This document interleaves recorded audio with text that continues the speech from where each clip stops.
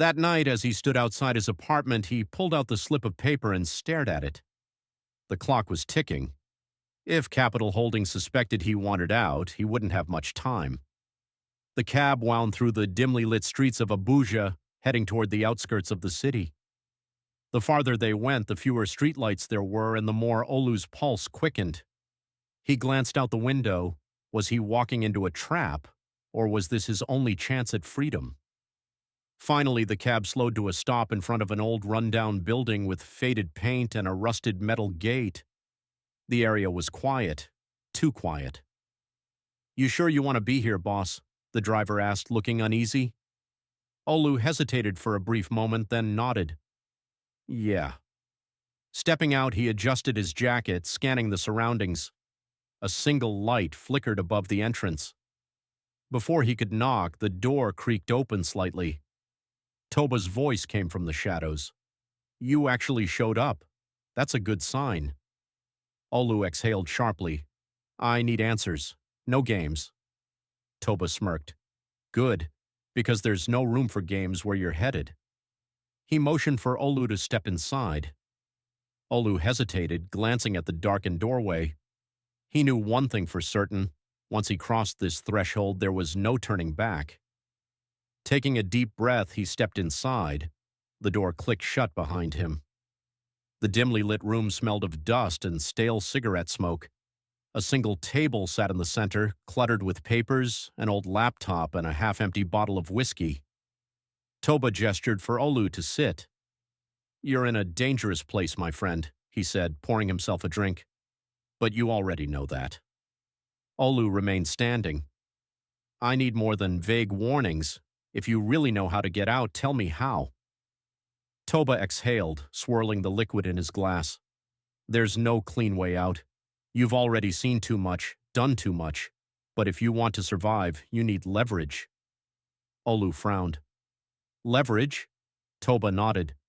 "Capital Holdings doesn't just let people walk away, but if you have something they don't want exposed, something big enough to make them back off, you might have a shot." Olu's mind raced. "The ledgers," he muttered. Toba raised an eyebrow.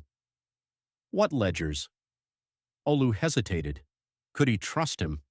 If he was wrong, he'd be dead before morning. But if he stayed silent, he had no way out. Finally, he said, "There's a book. A ledger. It tracks illegal transactions, money laundering, bribery, everything. I've seen it." Toba leaned forward, suddenly serious. "And you can get to it?"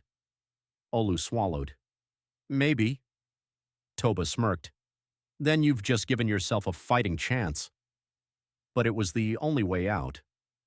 Toba leaned back, watching him closely. "Now the question is, are you willing to do what it takes?" Olu's mind raced as he processed Toba's words. He had spent months looking the other way, convincing himself that he was only doing a job. But now he had a chance, not just to escape, but to bring everything crashing down. "I'll do it," Olu said finally. His voice was steadier than he expected. Toba studied him for a moment, then nodded. "Good, but understand this. You won't get a second chance. If you fail, you'll disappear like the others." Olu exhaled sharply. "What's the plan?" Toba pulled out a small notepad and scribbled something down. "The ledger is kept in a safe inside Mr. Dyke's private office. Security is tight, but I have a contact on the inside, a driver named Sei. He can get you in, but after that, you're on your own." Olu clenched his fists. "When do we do this?" Toba smirked. "Tomorrow night. That's when the real players will be at a high-profile event, fewer eyes on the office." Olu's stomach twisted, but he nodded. Toba leaned forward. "If you get that ledger, we can expose them, but be warned, once you take it, there's no turning back." Olu already knew that. He had stepped too deep into this world to walk away untouched. He rose from his seat. "Then let's finish this." Toba grinned. "I hope you're as ready as you think you are." The next day passed in a blur. Olu moved through the office with forced normalcy, but inside he was a storm of nerves. Every time Mr. Dyke passed by, he half expected him to stop and say, I know what you're up to. By evening, he was back at his apartment, staring at his reflection in the bathroom mirror. This is it, he told himself. One way or another, this ends tonight. At exactly 11 p.m., he slipped out, dressed in dark clothing. He took a cab to the meeting point, a deserted street near the Capital Holdings compound. Saya was already waiting in a car, the engine running. You sure about this? He asked as Olu slid into the passenger seat. No, Olu admitted, but I don't have a choice. Saya nodded grimly. All right, we have a small window. Security is lighter, but not by much. If we get caught— I know, Olu interrupted. We won't. Sei sighed and drove toward the rear entrance of the compound.